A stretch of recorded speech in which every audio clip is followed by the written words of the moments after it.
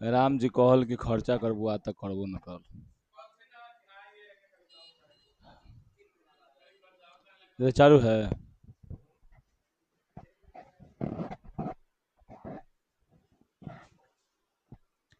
चलो, अंधारा कहाँ लग रहा है, वो खोल दे और लग तू थी।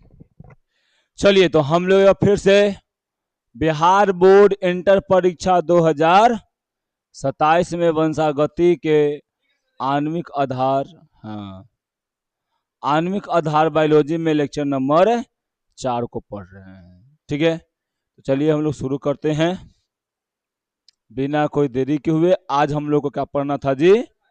डीएनए को, डीएनए पढ़ना था। क्या पढ़ना था? डीएनए, समझे ना? ठीक, तो डीएनए में हम लोग ये सब तो जनरली जान ले हैं, ये सब है कि आप छोटा सा तनिकों से पढ़ते आ रहे हैं, डीएनए डीऑक्सीराइबो न्यूक्लिक एसिड, लेकिन इसके अब अंदर के बातों को पढ़ना होता है आज, है ना?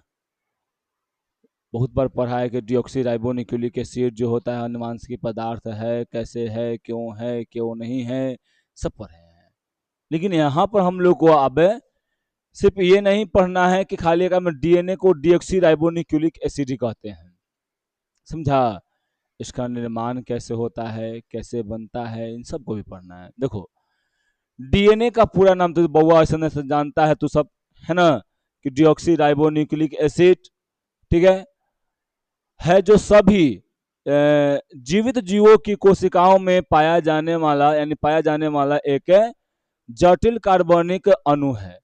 यह शरीर के एक क्या है यहाँ पर इंस्ट्रक्शन मैनुअल, या बोल सकते हैं क्या यहाँ पर जी, ब्लूप्रिंट की तरह काम करता है, जो किसी भी जीव के विकास, जीवित रहने और प्रजनन से जुड़े हुए जितना भी अनुवांशिक क्रिया है, उन सभी को ये निर्देशित करने का काम करता है।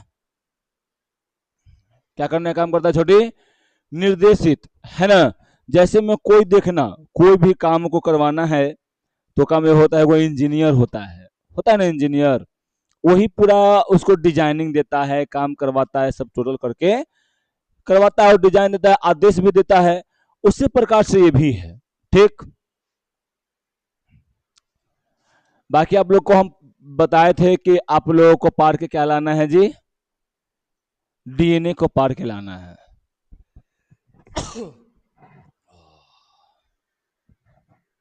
देखो, कह रहे हैं कि देखो डीएनए की खोज सबसे पहली बार स्विट्जरलैंड था। ठीक है, यहाँ पर स्विज वैज्ञानिक नाम क्या है जिनकर? फ्रेडरिक मिसर, या इनको मेस्चर भी कहते हैं। ठीक है, समझे ना? तो याद रखिएगा, इन्होंने क्या था, कब किया था जी? 1869 में। ठीक ना, समझा? उन्होंने कोशिकाओं के केंद्र में इस रहस्यमय पदार्थ की पहचान की और इसे न्यूक्लिक नाम दिया था। हाँ, न्यूक्लिन या न्यूक्लिन, क्या नाम दिया था जी? न्यूक्लिन नाम दिया था। ठीक है, बाद में अन्य वैज्ञानिक ने पता लगाया कि यह एसिड की तरह काम करता है, जिसके बाद नाम क्या पड़ गया था इसका जी?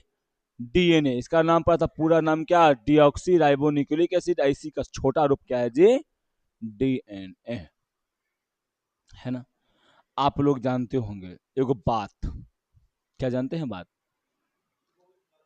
क्या बात जानते हैं? क्या बात जानते हैं बताइए? तो फिर भी राम नाम के नाम जानता है? क्या होता है राम नाम? देखो एगो बात है, बता रहे हैं तुम लोगों को, जब मजाक मत उड़ाना। देखो,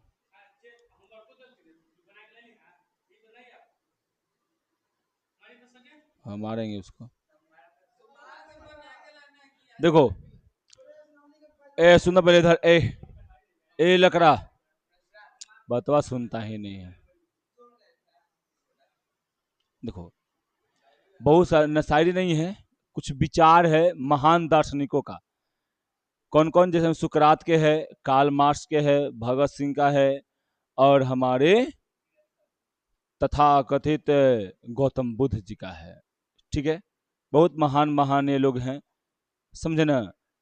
सुकरात जी कहते हैं ईश्वर केवल शोषण का नाम है। ईश्वर किसका नाम है जी? शोषण का। ये हम नहीं बोल रहे हैं, सुकरात जी बोलते हैं।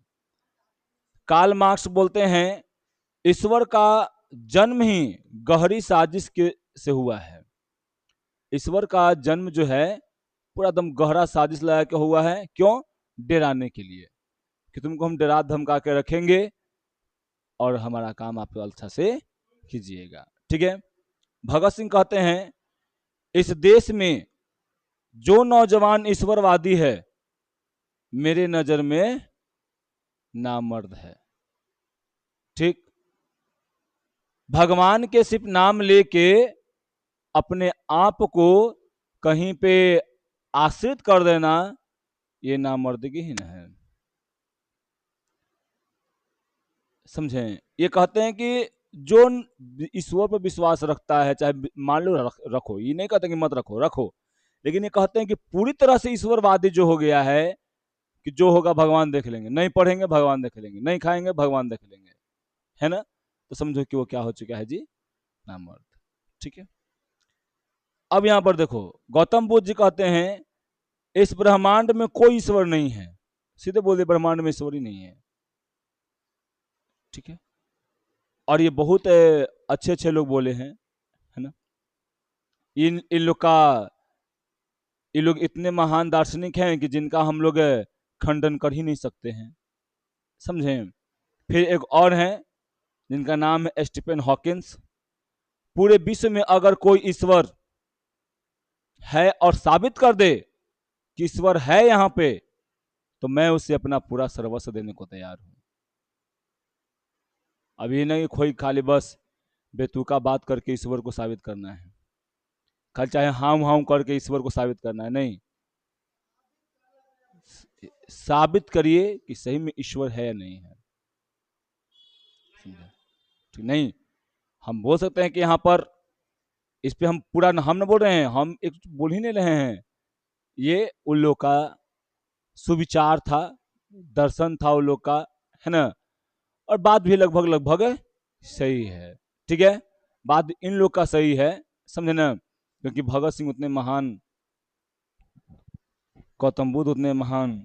ठीक है, हम कहाँ कह रहे हैं कि सब आदमी तो सही है, लेकिन वो जो है अपने देश के लिए क्या कर गए और हम जो है क्या कर रहे हैं, समझे।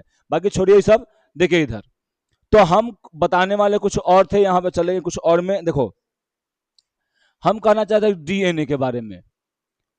आप लोग बहुत अच्छा से जानते हैं कि डीएनए के द्वारा अपराधियों का पता लगाया जा सकता है। डीएनए के द्वारा अगर कोई, मान लो कि आकाश है, ये गया मुंबई में, ठीक है, वहां पर शादी कर लिया, समझे, उससे एक बच्चा भी हो गया, वहां से अब ये भाग आया, ठीक है, और ये कह रहा, अब मान लो कि वो लड़की के पास कुछ नहीं है, फोटो वोटो कुछ नहीं है, और वो लड़की ये कह रही है कि नहीं, यही आकाश हमारे बच्चे का बाप है।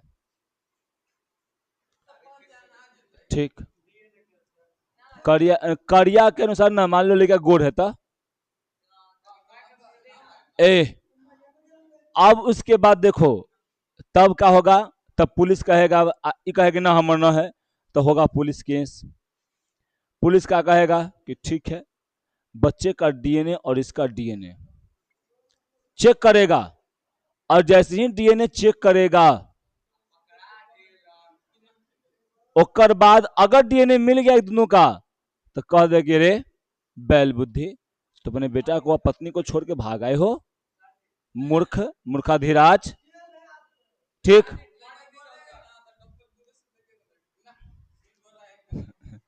ठीक है। समझे ना? तो अब कहेगा कि हाँ मतलब ये जो लड़का है इसी का है। ठीक है, अब उसके बाद जो है पुलिस भी इसको डांटेगा। हो सकता है कि अगर जेल में, अगर पत्नी कह देवे करके जेल में डाल दीजिए, जेल में डाल देगा एक करा, है ना? समझा? और इसको अपने जायदाद में से उसको देना पड़ेगा। ठीक, समझे ना? भले ये जाके विनोद जी का चार्ट भी बिना अदृश्य लोगों को देख लेता है, उसको बात की बात है ना? ठीक है, कनवाली भले मिल जाए, वो बात की बात है ना?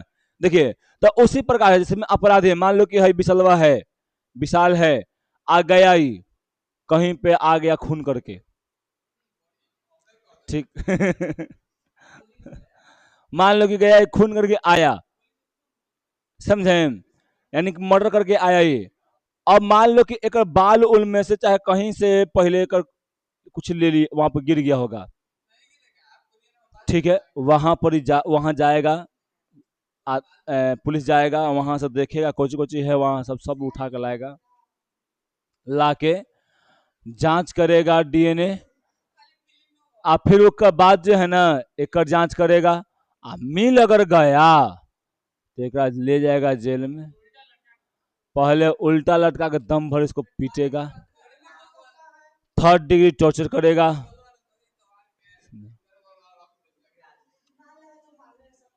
क्या? नहीं, तुम मान लोगे ना तो ये उधर पूछता है, आए हाय, वो 4 सीट फाइलें नहीं करेगा तब तक। सुनो पहले, ए लड़का, सुन भैया, ए भैया सुनो, पता है क्या करता है सब पुलिस है? मान लो कि तुमको हमको मारना है, हम पुलिस है, तुमको मारना है हमको, पकड़ के ले जाएंगे, पहले 4 सीट फाइल नहीं करेंगे, चाहे एफआईआर नहीं लिखेंगे, आप पहले दम भर कूचेंगे, दम मन भर भर जाएगा ना, तब लिख देंगे कि हम इसको इतना बज के इतना मिनट में इसको हमें लाए हैं। समझा? अब ओकर पहले वाला जो भी घटना है वो नहीं बताएगा तोरा।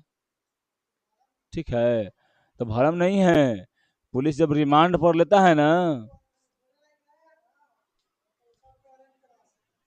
हाँ अच्छा, ठीक है, वहां पे जज सब लोग नहीं जानता है, मान लो कि नाक मुख फूट के जाता है तो वो नहीं जानता है कि काय का तो हुआ है, चाहे पुलिस कस्टडी मांगता है लोग तो नहीं जानता है,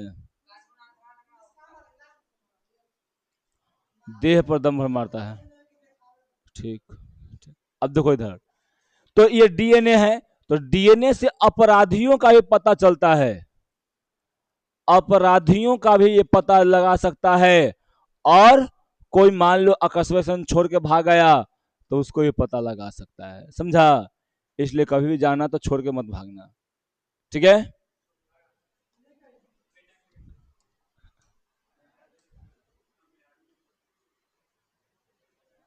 समझ? तो मेहरारू कैसन होगी, कैसन रंग के। ठीक है, देखो इधर, फैड्रिक के यहाँ मिस्टर था, मिस्टर इतना में केंद्रक, हम मिस्टर, मिस्टर भी बोलते हैं ना, बोलते हैं ऐसे मिस्टर, ऐसे वाला,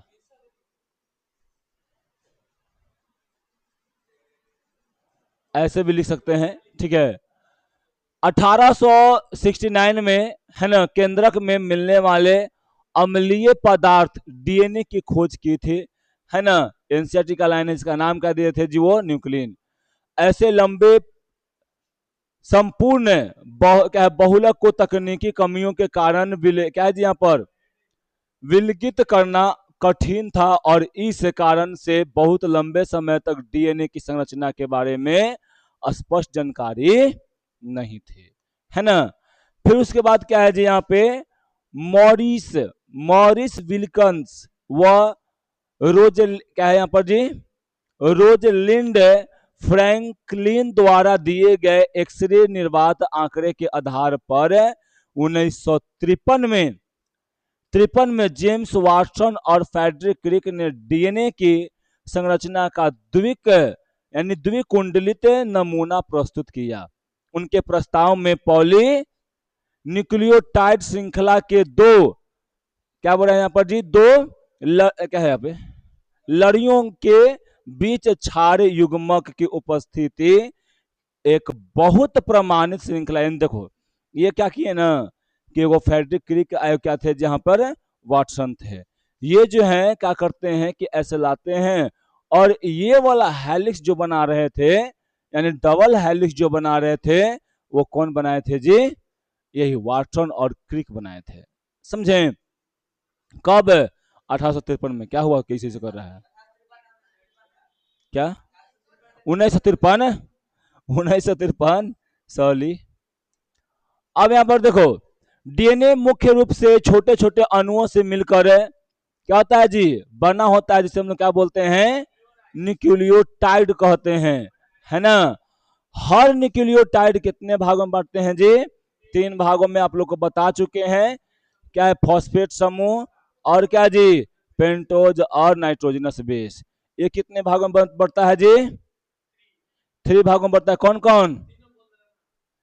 सॉरी, ई दू को भाग में बढ़ता है। हाँ, कौन कौन? प्यूरिन और पैरामिडीन। कोई दिक्कत ना यहाँ पे। अब वहां पर चलते हैं थोड़ा सा आगे, देखिए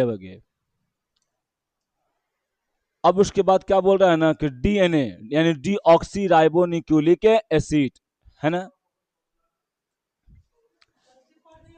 हम उन बोल रहे हैं डीएनए के बारे में बता रहे हैं। देखो डीएनए क्या है जहां पर, डीएनए डीऑक्सी राइबोन्यूक्लिक, है ना, न्यूक्लियोटाइड्स, ठीक है, का एक लंबा बहुलक होता है। कौन सा बहुलक होता है जी? एगो लंबा बहुलक। डीएनए की लंबाई सामान्यतः इसमें मिलने वाले न्यूक्लियोटाइड यानी न्यूक्लियोटाइड्स युग्म का संबंध क्षार से है पर निर्भर करता है। याद रखना यहाँ पर क्या बोल रहा है कि डीएनए जो है ना, डीएनए इसका यानी न्यूक्लियोटाइड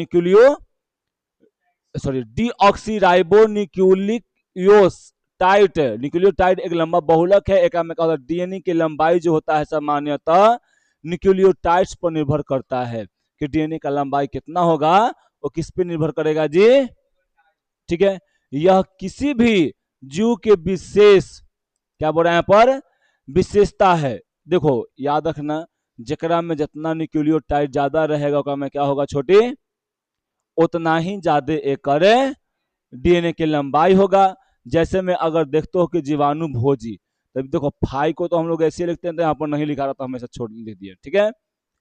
जीवाणु भोजी, है ना, जिसे क्या जी यहाँ पे फाई इंटू कितना यहाँ पर करते हैं जी, 174 कहते हैं। कर लंबाई कितना होता है? इतना होता है। फिर याद रखना, एकरा में जीवाणु भोजी में कितना न्यूक्लियोटाइड मिलता है जी? न्यूक्लियोटाइड कितना मिलता है? 5386 यानी 5386 को न्यूक्लियोटाइड होता है एकरा में। फिर उसके बाद देखो एकरा में जीवाणु भोजी की लेमडा, है ना, जीवाणु भोजी लेमडा में कितना होता है? 48,502 गो क्षार युग्म होता है। एस्चेरिया कोलाई में कितना होता है जी? है 6 है। समझे? आई देखो तो छोटी कितना है? 3.3 9 है, चाहे यहाँ पे एगो होगा 90 है ना, हाँ 9 होगा, ठीक, समझे ना। तो याद रखिएगा एस्चेरिया कोलाई में कितना होता है जी?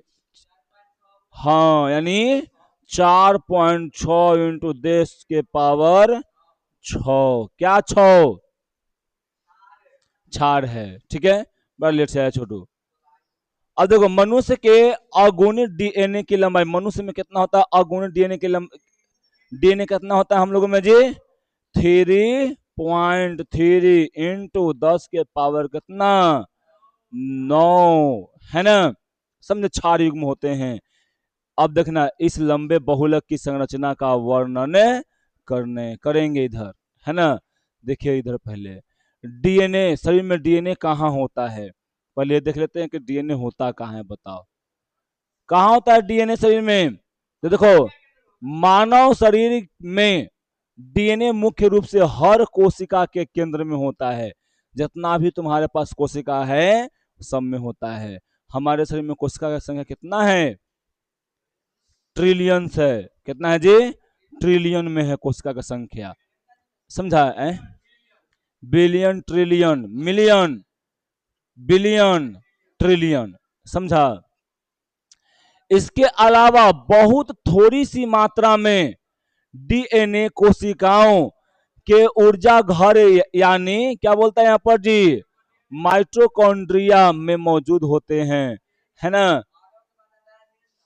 आए अरब के बाद, हाँ ना, ऐसे देखो, इकाई, दहाई, सैकड़ा, हजार, 10,000, लाख, 10 लाख, करोड़, 10 करोड़, अरब, 10 अरब, खरब, 10 खरब, नील, 10 खरब के बाद आता है 10 नील, पद्म, 10 पद्म, संघ, 10 संघ, महासंघ, 10 महासंघ। 10 महासंघ हमारे पास रुपया रहता।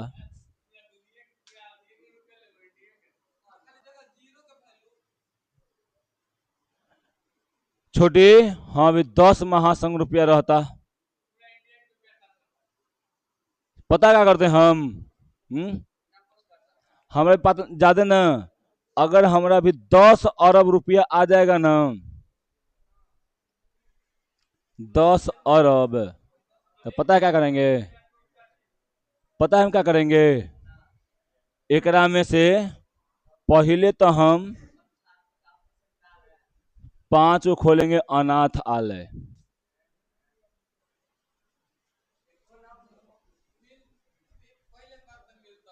ठीक, आज सुन पहले, अब बिहारे में 5 गुना 10 को खोलेंगे स्कूल।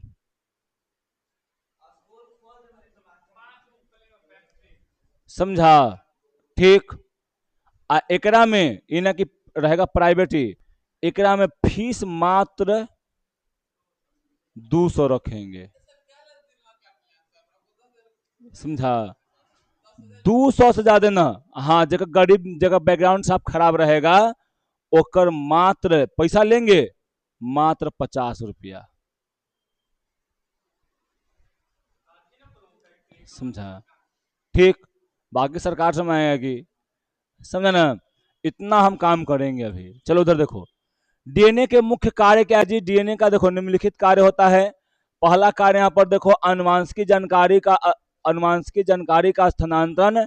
डीएनए माता पिता से उनके बच्चों में अनुवांशिक गुणों के स्थानांतरित करता है। इस कारण संतान के शारीरिक लक्षण जैसे आंख का रंग, बालों का प्रकार, कद माता पिता से बहुत मिलता जुलता है। जैसे में देखना, बहुत सारा लोग कहेगा ना कि तोर अखवा तोर पापा जैसन हो, तो नकवा तोर बाबू जैसन हो, या मम्मी जैसन हो, या दादा जैसन हो, है ना? ऐसे लोग कहता है। ठीक, समझे छोटे ना? जैसे में तोर जो गुण होगा वो बहुत सब दिखेगा, कहेगा ना एकदम मम्मी जैसन ओपन है ये, नहीं कहता है? केकरा जैसन कहता है? केकरा जैसन कहता है? बड़े बाबा जैसन कहता है सब तोरा। चलो, तो कहीं से कहीं गुण मिल रहा है ना, खानदानी ना है। समझी? ठीक। अब प्रोटीन का निर्माण, है ना? डीएनए शरीर को प्रोटीन बनाने के निर्देश देता है। डीएनए क्या करता है जी? शरीर को प्रोटीन बनाने के भी निर्देश देता है शरीर में। कहता है कि डीएनए, मान लो कि हम डीएनए हैं, हम इसको बोलेंगे ये आरएनए है, इसको बोलेंगे तुम जाकर डीएनए बनाओ, ये जाके और किसी को आदेश देगा राइबोसोम सबके, जाकर डीएनए बनाओ, अथी प्रोटीन बनाओ, तो जाएगा फिर वहां पे काम करेगा। इसको बोलते हैं मैसेंजर आरएनए। हम पढ़ाएंगे बाद में अभी। ठीक है? क्या कहा? तो याद रखना, डीएनए यानी प्रोटीन का निर्माण प्रोटीन के निर्माण करने के लिए कौन आदेश देता है? डीएनए, है ना? प्रोटीन शरीर की कोशिकाओं के मरम्मत, वृद्धि और सही कार्यक्रम के लिए बहुत ही जरूरी होता है। समझे ना? डीएनए के प्रोटीन क्या होता है जी? हम लोग के मान लो बहुत सारा कोशिका टूट गया, फूट गया, कट गया, है ना, मर गया, तो उन सबको मरम्मत करने के लिए यहाँ पर किया जाता है। प्रोटीन कम मिलेगा, कम तुमको हो जाएगा, वहां पर इम्यूनिटी कम होगा, उसको बढ़ाने के लिए होता है, वृद्धि करने के लिए। तुम्हारे शरीर में, इसके शरीर में मांस को ठोप नहीं है, प्रोटीन का सेवन करेगा मांस हो जाएगा एकरा में, समझा। प्रोटीन का एगो डिब्बा मिलता है अपना, जाके पियो तो लगातार 1 साल, ठीक, 1 साल पियो लेगे ना, पक्का तो एकदम शरीर मतलब मतलब पूरा ठोप है। देखो अब यहाँ पर देखो, कोशिका नियंत्रण, याद रखना, डीएनए जो होता है कोशिका का नियंत्रण भी करता है ना। डीएनए कोशिका के अंदर होने वाली सभी रासायनिक क्रियाओं और गतिविधियों को नियंत्रण करता है। यह तय करता है कि कोशिका को कब विभाजित होना है और कब नष्ट होना है ना। क्या करता है जी, ये तय करता है ना कि कब नष्ट होवेला है, कब ओका निर्माण होना है या क्या करना है, उस सब नियंत्रण करता है। फिर उसके बाद देखो, डीएनए की प्रतिकृति यानी रेप्लिकेशन, जब एक कोशिका विभाजित होकर नई कोशिका बनाती है, तो डीएनए अपने बिल्कुल सटीक दूसरी कॉपी क्या करता है जी, तैयार करता है, यानी वो बांटता है। जिसमें डीएनए है ना, क्या करेगा ये जैसे ही अपने पूरा अलग हो जाएगा, दोनों अलग हो जाएगा, आएगो नया डीएनए यहाँ पर बनवा देगा। हाँ, समझा। ऐसे करके एकरे में फिर अपने अपने वहां पे बनवाना शुरू कर देता है। तो सब नियंत्रण कौन करता है, डीएनए करता है। फिर क्या बोल रहा है यहाँ पर जी, एंजाइमों का नियंत्रण, है ना। शरीर के सभी एंजाइम मूल रूप से क्या होता है, प्रोटीन ही बनाते हैं। डीएनए एक, देखो, डीएनए इन एंजाइमों के निर्माण को नियंत्रित करता है, जो शरीर के भीतर होने वाले महत्वपूर्ण रासायनिक क्रिया को तेज कर देता है। समझें, जितना भी महत्वपूर्ण रासायनिक क्रिया रहेगा ना, इन सभी को तेज करने का काम कौन करेगा जी, डीऑक्सीराइबोन्यूक्लिक एसिड करेगा, मतलब कि डीएनए करेगा। अब उसके बाद क्या है छोटू, यहाँ पे पॉलीन्यूक्लियोटाइड, क्या है छोटू यहाँ पर, पॉलीन्यूक्लियोटाइड। क्या, फिर बताएंगे अभी, चलो ना आगे देखो ना।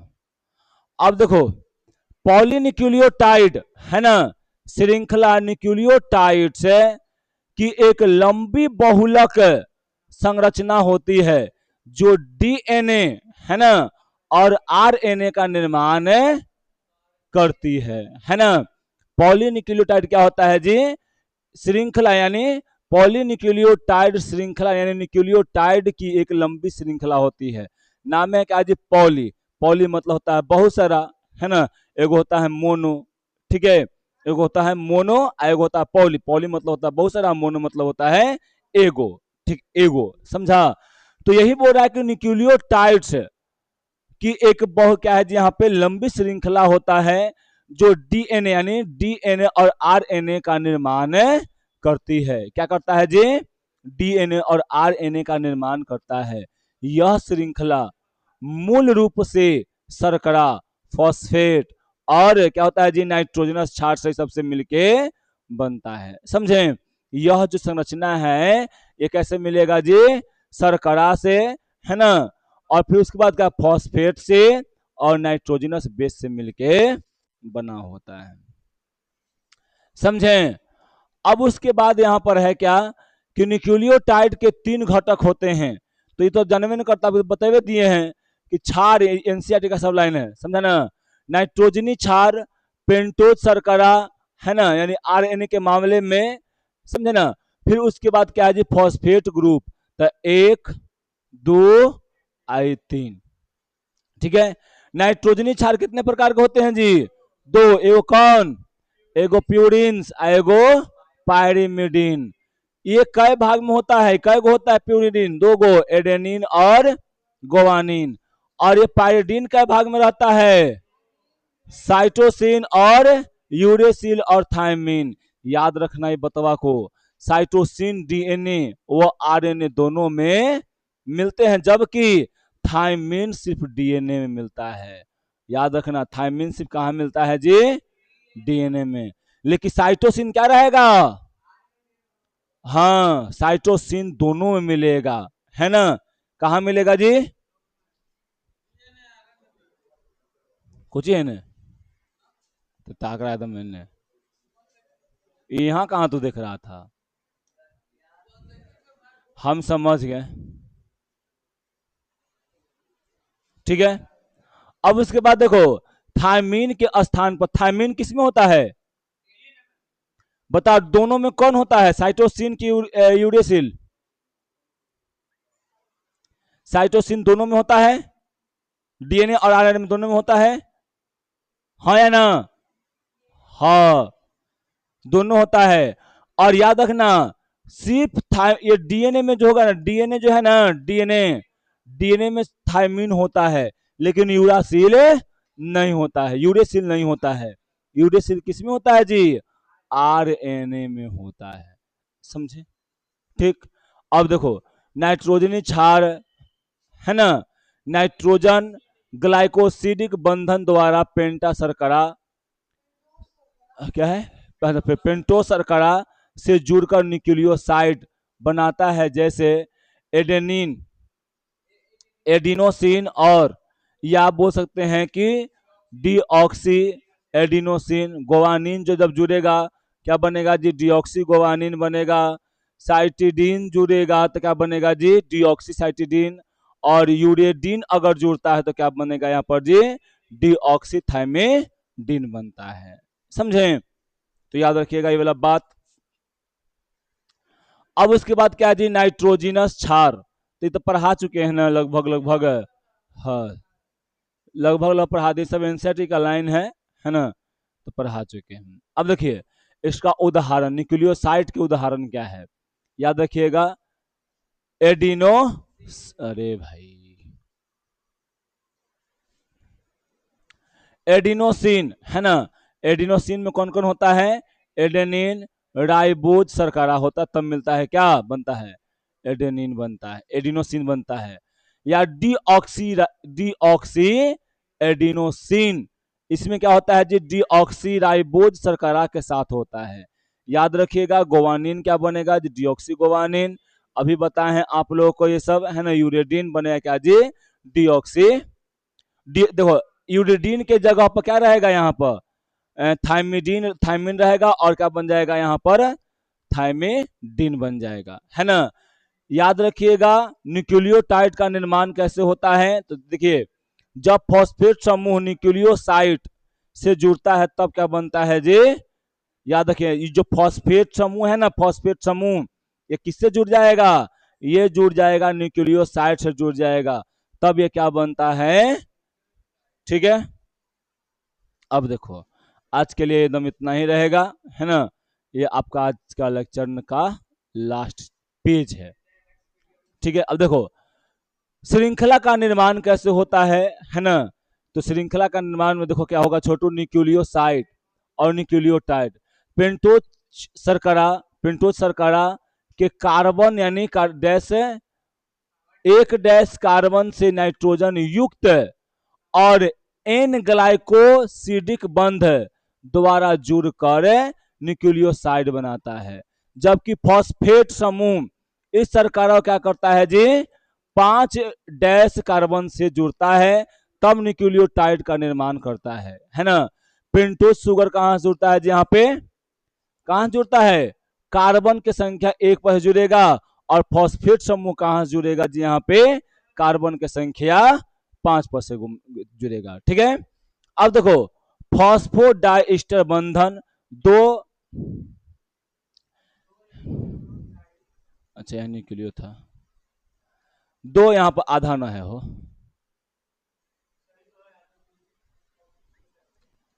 दो न्यूक्लियो क्या है यहाँ पर? दो न्यूक्लियोटाइड आपस में क्या करते हैं? 3-5 फॉस्फोडाइस्टर बंधन से जुड़े होते हैं। शर्करा और फॉस्फेट का यह क्रम क्या होता है? श्रृंखला बनाने में निर्माण करता है। जैसे में देखिए, यहाँ पर ही है ना, यहाँ पर जैसे ही बना हुआ रहेगा ऐसे, तो यहाँ मान लो 3s डैश, तो यहाँ रहेगा क्या जी? 5s, यहाँ रहेगा 3s, और यहाँ रहेगा 5 डैश, समझे? ऐसे करके ही बना हुआ रहता है। ठीक, अब बाकी कल हम लोग इसको बढ़िया से देखेंगे। ठीक, समझे?